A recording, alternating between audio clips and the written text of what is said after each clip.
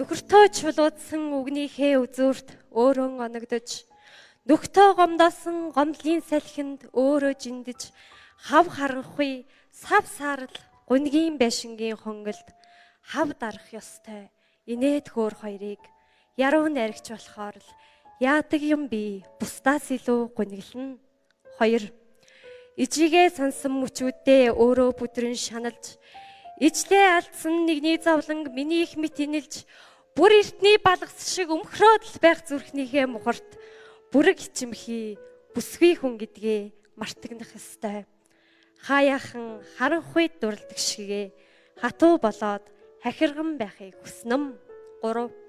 Шүлэнгдсэн их жаргалын амтыг нүлэмсаар даруулж, шөнийн турш солиот бодлоор нойроо хулжаан хүрвөөж, шүхэргүй, цовгүй, алчуургүй, ганцхан нимгэн цамцтай шүрэн улаан борооноор хаашаа чимбээгүй хийн тулд чамаас намайг зовоогоод өгөөч гэж шивнэн чөтгөр шүглчихсэн шүлэгч болохоор л тэр.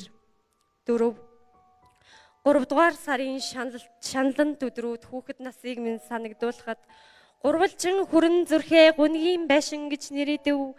Тэнгэр, газар, цэцгэсгүй, тэсгэл алдан мэлхүүл энэ сарал байшинд тэгээд надаас өөр хэн тишжүүлдэнэ гэж галзуурамж ганцаардал дуртай болохоор би л эндүүлдэнэ. 5.